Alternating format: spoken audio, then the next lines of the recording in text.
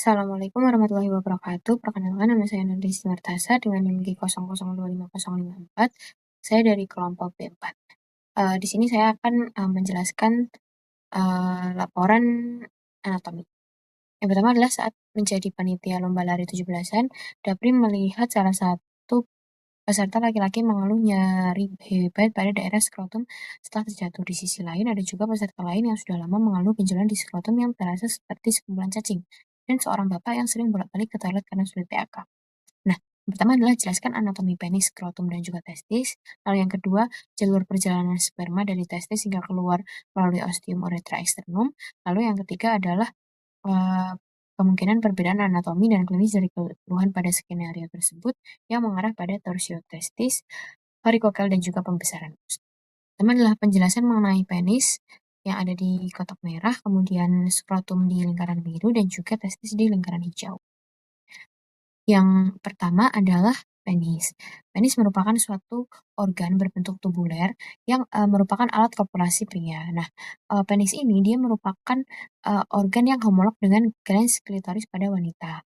Lalu penis juga terdiri dari dua pars, yaitu ada pars fixa yang ada di pangkal dan juga pars libera yang bebas dan ada di bagian ujung. Nah, pars fixa sendiri itu terdiri dari bulbus dan juga crus penis, sedangkan yang pars libera itu terdiri dari corpus spongiosum dan juga corpora cavernosum. Jadi di sini adalah gambar lebih lanjut dari pars penis.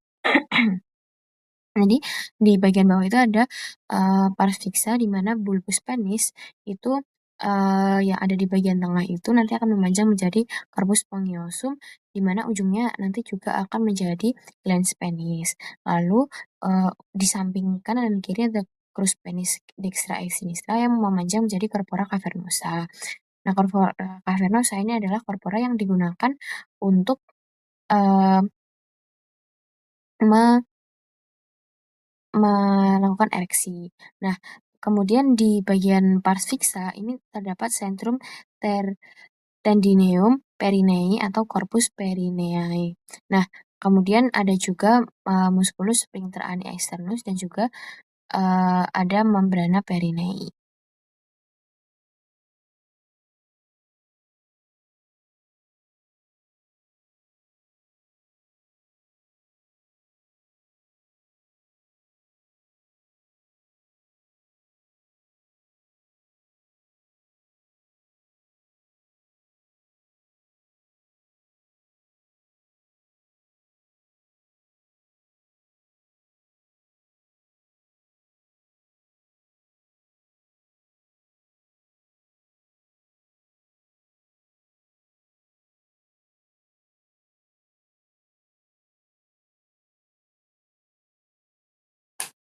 Untuk soal yang kedua, yaitu saat acara camping, Miko sudah menahan kencing sejak sore karena toilet umum antri panjang. Malamnya ia mengeluh nyeri pinggang yang menjalar ke bawah, anyang-anyangan, dan merasa PAK tidak lampias. Esokan paginya, temannya panik karena Miko bolak-balik ke toilet sambil memegangi pinggang seperti sedang audisi sinetron. Lalu menjelaskan pembagian organ sistem uropetika dan fungsi umum masing-masing organ, serta alur perjalanan urin mulai dari ran hingga keluar melalui uretra, serta sebutkan bagian-bagian penting yang dilalui. Jadi untuk pembagian sistem uropetika itu ada organ uropetika yang berjumlah 4, yaitu ada ren, ureter, kemudian ada vesika urinaria, dan juga yang terakhir adalah uretra. Itu adalah ren atau ginjal merupakan organ yang menghasilkan urin, dan selain menghasilkan urin, fungsi yang lainnya itu bagi menjadi 4 bagian, yaitu ada ekskresi, filtrasi, regulasi, dan juga sekresi. Ekskresi yaitu menyaring darah dengan fungsi metabolik, zat kimia asing, dan juga zat yang tidak diperlukan tubuh. Lalu ada filtrasi yaitu menyaring darah dan memulai proses pembuatan urin. Lalu regulasi yaitu mengatur keseimbangan pH, volume, dan juga komposisi cairan tubuh, serta sekresi yaitu mensekresikan hormon-hormon yang ada dalam tubuh kita. Untuk letaknya sendiri, ren merupakan organ retroperitoneal. Jadi ada di bagian belakang peritoneal dan juga pada dinding posterior abdomen. Lalu terdapat glandula adrenal di polus superior atau di bagian atas dari ginjal. Untuk letak skeletopisnya, untuk hernia sinistra itu di bagian superiornya adalah setinggi vertebra thoracial 12 dan bagian inferiornya ada di vertebra lumbal 3. Untuk Ren Dexter itu tuh dia lebih rendah setengah vertebrat karena adanya perdesakan dari lobus hepar. Lalu selanjutnya untuk vaskularisasi itu pertama dimulai dari aorta abdominalis. Nah, itu ada arteri renalis yang kemudian menuju ke arteri segmentalis yang ada di bagian awal sebelum masuk ke lobulus-lobulus. Lalu ada arteri lobaris, kemudian ada arteri interlobaris. Dari arteri interlobaris itu akan masuk ke arteri arcuata itu yang melengkung kemudian ke arteri interlobularis. Ada di lobulus-lobulus kecilnya. Kemudian baru menuju ke arteriol aferen. Nah, di arteriol aferen itu akan menuju ke glomerulus. Di glomerulus itu kan nanti ada filtrasi, kemudian ada eee, sekresi, reabsorpsi, dan lain-lain, lalu akan menuju ke arteriol eferen. Dari arteriol eferen itu tuh nantinya akan mengalir menuju ke vena, yaitu ada ke vena recta. Nah, dari situ akan menuju ke vena interlobularis. Dari vena interlobularis akan menuju ke vena arcuata, lalu ke vena interlobar, dan juga menuju ke vena renalis sebelum akhirnya ke vena cava inferior. Selanjutnya adalah ureter. Ureter ini merupakan saluran muskular bentuk pipa yang membentang dari aren ke fasies posterior vesika urinaria. Ureter ini memasuki apertura pelvic superior dan akan berjalan di anterior dari perjalanan arteri iliaca communis lalu ke lateral. Sepanjang dinding dan dasar pelvis itu akan memasuki basis vesika urinaria itu dalam posisi miring atau diagonal untuk mencegah reflux. Lalu mungkin untuk tambahan adalah dalam pelvis ureter itu nanti akan disilangi oleh ductus deferens dan juga arteri uterina. Lalu ada penyempitan pada ureter. Jadi ada 3 penyempitan pada ureter. Yang pertama ada ureteropelvic junction, yaitu peralihan dari pelvis renalis ke ureter. Lalu yang kedua ada bifurcarsio arteri iliaca communis yang merupakan persilangan dengan arteri iliaca communis, dan yang terakhir adalah ketika memasuki vesika urinaria. Kemudian di 3 penyempitan ureter ini kadang bisa terjadi ureterolithiasis atau batu uret. Yang terakhir adalah yang ketiga adalah vesika urinaria. Jadi vesika urinaria itu merupakan suatu kantong muskulus membranosa yang berfungsi untuk menampung urin. Letaknya ada di cavum pelvis saat kondisi kosong dan nantinya akan mengembang sampai ke superior uh, dan sampai ke cavum abdomen ketika penuh. Bentuknya itu seperti piramid, lalu memiliki apex bagian anteriornya, lalu ada basis di bagian posteriornya, dan satu fasies superior serta 2 fasies inferolateral. Lalu ini ada perbedaan posisi vesika urinaria pada pria dan juga wanita. Di pria itu ada di antara pubis dan juga rektum, sedangkan pada wanita itu di antara pubis dan uterus.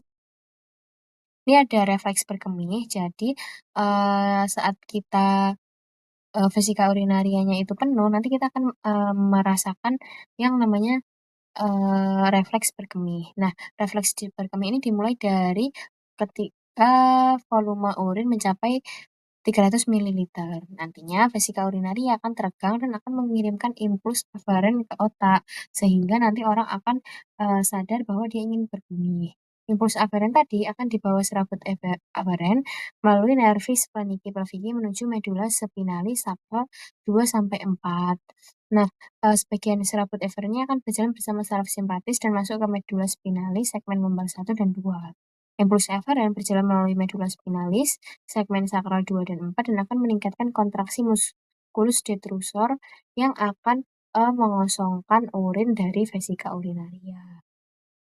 Jadi untuk muskulusnya itu ketika kontraksi itu dengan musculus sphincter vesicae, sedangkan relaksasinya dengan musculus detrusor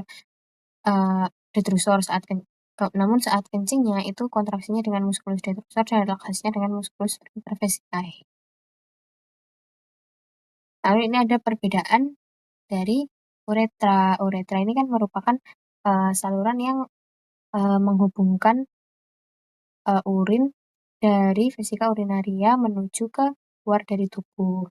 Nah, ini ada perbedaannya antara pria dan juga wanita. Untuk pria itu tuh dia lebih panjang sekitar 15 sampai 20 cm dan dilalui oleh urin serta cairan semen, bukan hanya urin saja jadinya. Lalu membentang dari orifisium uretra internum pada vesika urinaria hingga orifisium uretra externum pada ujung penis.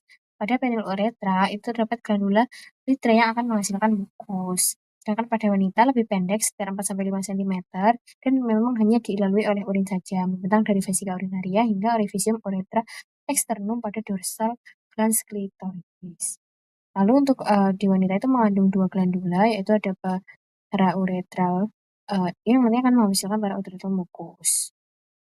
Lalu untuk wanita itu uretranya itu lebih rentan untuk mengalami infeksi. Kenapa ya? Karena tadi itu dia uh, lebih pendek, jadi kayak lebih rawan saja terkena bakteri maupun virus. Lalu ini adalah arah perjalanan dari urin. Yang pertama, urin itu kan dia dihasilkan oleh ginjal. Jadi dia disaring di ginjal tepatnya di nefron. Lalu kemudian dia akan menuju ke tubulus contortus proximal. Di situ dia akan mengalami reabsorpsi, lalu akan menuju ke tubulus descendens dari ansa Henle. Lalu akan menuju ke bagian lengkungnya atau lobe, baru kemudian menuju ke tubulus ascendens dari ansa Henle. Setelahnya akan menuju ke tubulus collectivus distal. Nah, di sini tuh juga ada reabsorpsi dari H+ dan juga plus dan akan membuat urin itu menjadi semakin pekat. Setelahnya, urin itu nanti akan menuju ke ductus collectivus. Dari ductus collectivus itu akan bersatu di papilla renalis. Dari papilla renalis bersatu ke calyx mayor, lalu ke calyx minor, lalu ke calyx mayor, baru setelah itu ke pelvis renalis. Dari pelvis renalis itu nanti akan menuju ke ureter dan baru terkumpul di vesika urinaria. Setelah nanti ada refleks berkemih, itu nanti dari vesika urinaria akan menuju ke uretra. Seperti itu. Terima kasih. Baik, kemudian untuk laporan yang ketiga yaitu di ruangan bersalin seorang ibu sedang dalam kondisi persalinan dan menilai penurunan kepala janin dengan bidang Hodge dan memperhatikan bentuk pelvis, lalu mempertimbangkan tindakan episiotomi agar obekan perineum tidak meluas. Jelaskan dasar pelvis dan perineum, termasuk diafragma pelvis, membrana perineis, spasium perinei profundum, serta pembagian regio urogenital dan regio analis. Kemudian yang B, jelaskan hubungan anatomi pelvis dengan kondisi klinis skenario, terutama mengenai perbedaan pelvis dan wanita, bidang Hodge dan juga episiotomi. Kemudian ini yang pertama adalah diafragma pelvis. Jadi diafragma pelvis ini tuh dibentuk dari 3 lapisan, yaitu ada diafragma pelvis itu sendiri yang berbentuk muskulus dan juga kemudian yang kedua membrana perinei yang merupakan jaringan ikat serta yang terakhir adalah spasium perinei profundum. Yang pertama adalah diafragma pelvis atau pelvic floor yang dilihat dari bagian atas. Jadi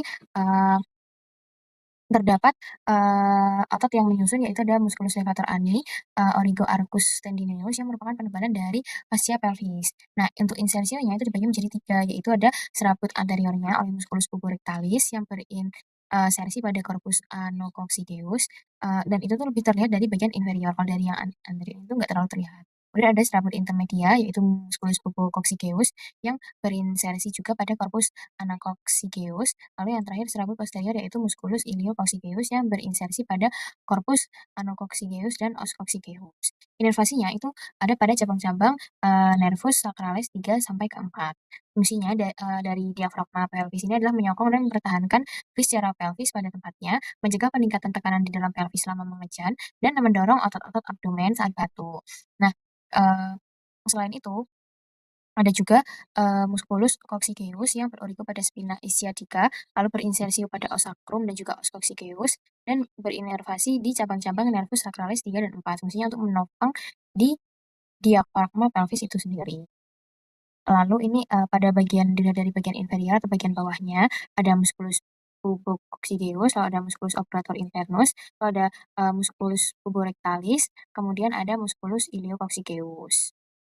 Selanjutnya adalah membrana perineum dan juga spasium perineum profundum. Jadi membrana perineum merupakan fascia tebal yang membentuk segitiga yang melekat pada kerangka tulang arcus pubicus. Letaknya horizontal dan ke arah anterior terdapat suatu celah kecil di antara membrana dan ligamen pubicum inferius. Di atasnya berhubungan dengan suatu ruangan tipis yang disebut dengan spasium perineum profundum dan memiliki lembaran otot rangka yang berfungsi sebagai sphincter, terutama untuk uretra dan sebagai stabilisator tepi posterior membrana perineum. Bisa dilihat pada gambar itu ada eee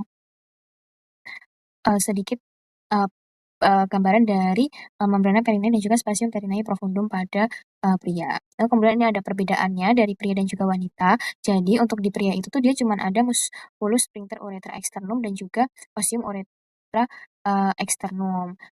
Kalau misalnya yang perempuan itu ada tambahannya, yaitu ada musculus transversus perineum profundus, kemudian ada musculus compressor, ada sphincter uretrovaginalis, dan juga ada sphincter uretra externa.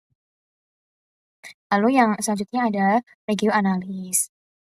Nah, letaknya itu ada di bagian bawah dari dasar pelvis, bentuknya itu seperti berlian dan dibagi menjadi 2 regio oleh garis hala yang menghubungkan kedua tuber ischiadicus, yaitu ada regio urogenital dan juga regio analis. Batasnya pada bagian anterior itu ada margo inferior symphysis pubicum dan pada bagian lateralnya ada rami ischiopubica itu pada bagian anteriornya dan juga ligamentum sacrotuberal pada bagian posteriornya. Untuk bagian posterior ada apex os coccygeus. Jadi, ini, adalah gambaran dari, regio analis dan juga sekaligus regio urogenital. Nah, ini ada perbedaan dari, pria dan juga wanita. Kalau yang pria tuh, bagian, regio analisnya tuh kayak lebih kecil daripada regio urogenital, sedangkan pada bagian, wanita itu hampir sama. Terus selanjutnya ada di bagian regio urogenital. Nah, regio urogenital ini pada bagian, pria itu ditembus oleh uretra dan urutan lapisannya dari yang paling superficial ke yang profunda itu ada kulit, kemudian ada fascia perineum superficialis, lalu fascia perineum yang profunda, lalu ada spasium perineum superficialis yang terdapat musculus transversus perineum superficialis, lalu ada musculus ischiocavernosus dan musculus bulbocavernosus. Lalu selanjutnya ada fascia diafragma urogenital inferior yang, memiliki yang ada pada membran perineum, lalu ada spasium perineum profunda yang terdapat musculus transversus perineum profundus, kemudian ada musculus sphincter uretra externum dan glandula bulbo-uretralis cowperi. Lalu yang terakhir ada juga fascia diafragma urogenitalis superior. Ini pada bagian yang berwarna hijau. Lalu selanjutnya pada bagian wanita itu selain ditembus oleh uretra juga ditembus oleh vagina di bagian posterior uretranya. Struktur-strukturnya itu sebenarnya hampir sama dengan pria, namun sedikit ada modifikasi pada susunannya. Urutannya dari yang lapisan paling superficial ke profundanya ada kulit, ada fascia perineum superficialis, lalu fascia perineum yang profunda, lalu ada spasium perineum superficialis yang terdapat musculus transversus perineum superficialis, musculus ischiocavernosus dan musculus bulbocavernosus, lalu ada fascia diafragma urogenital inferior yang terdapat juga membrana perineum, lalu ada spasium perineum profunda yang terdapat musculus transversus perineum profundus, musculus sphincter uretra externum, musculus sphincter uretrovaginalis, dan musculus compressor. Lalu ada juga fascia diafragma urogenital superior. Jadi ada tambahan pada bagian spasium perineum profunda. Lalu ini ada perbedaan antara pelvis wanita dan juga pria. Jadi untuk yang wanita itu ada di bagian kirinya, sedangkan yang pria itu di bagian kanan. Eee, Bisa dilihat pada gambar bahwa pelvis pada wanita itu seperti bentuknya lebih lebar ya, dengan sudutnya itu sekitar 80 sampai 85 sentimeter, sedangkan pada bagian pria itu 50 sampai 60 sentimeter 50 sampai 60 derajat, 3 derajat. Nah, kemudian terlihat juga bahwa penonjolan spina ischiadi yang mengarah ke medial dan juga penonjolan promontoriumnya itu lebih jelas pada bagian yang laki-laki, sedangkan untuk apertura pelvis superior pada wanita itu bentuknya melingkar. Nah, ini untuk, tabel yang lebih jelasnya. Jadi untuk, aditus pelvisnya wanita lebih bulat, pria seperti jantung, situs pelvisnya wanita lebih luas, pria lebih sempit, os sakrumnya wanita lebih pendek, luas, dan juga kurang melengkung, sedangkan pria itu panjang, sempit, melengkung ke depan. Untuk os coccygeusnya itu kalau wanita lentur, karena kan digunakan untuk melahirkan, sedangkan pria itu lebih, kuat gitu, nggak lentur. Untuk os iliumnya itu wanita miring ke lateral, kalau yang pria itu tegak. Cavitas pelvicusnya, di wanita dangkal dan luas, sedangkan pria dalam dan sempit. Untuk tulang pelvisnya tipis dan tidak kuat, lalu untuk, pria tebal dan kuat. Untuk arcus pubisnya itu bentuknya lebih bulat dan pria itu lebih sempit. Foramen obturatoriumnya itu wanita triangular kecil, sedangkan pria triangular lebar. Acetabulumnya kecil pada wanita dan luas pada pria. Lalu isi sura isiadikanya luas dan dangkal pada wanita, lalu sempit dan dalam pada pria. Dan yang terakhir spina isiadikanya itu kalau pada wanita tidak menonjol, sedangkan pada pria menonjol. Nah, ini untuk bidang Hodge. Jadi bidang Hodge ini merupakan suatu garis hayal dalam panggul untuk mengetahui seberapa jauh penurunan kepala janin pada panggul. Jadi bidang Hodge yang pertama itu ditarik setinggi aditus pelvis, yang kedua itu ditarik melalui tepi bawah simfisis osis pubis yang sejajar dengan bidang Hodge 1, yang bidang Hodge 3 ditarik setinggi spina ischiadica, lalu bidang Hodge keempat itu ditarik setinggi os coccygeus. Semuanya sejajar dengan bidang 1, 2, dan 3. Nah, selama melahirkan itu tuh kan perineum itu sebenarnya akan meregang dan, bisa saja robek. Nah, untuk mencegah rupturnya muskulus sphincter ani pada bagian anak itu dilakukan episiotomi. Jadi agar, robeknya itu tidak ke, anus yang itu tuh, eee, lebih berbahaya gitu ya istilahnya. Untuk itu dilakukan, episiotomi. Ada 2 tipe episiotomi, yaitu ada yang episiotomi median dan mediolateral. Pada episiotomi yang median itu sayatan itu dimulai pada garis tengah komisura posterior, kemudian lurus ke bawah tapi nggak sampai mengenai serabut sphincter ani. Sedangkan pada episiotomi mediolateral itu sayatnya dimulai 45 derajat dari midline. Jadi, yang tadi ada guntingnya itu mediolateral dari episiotomi, itu. Terima kasih.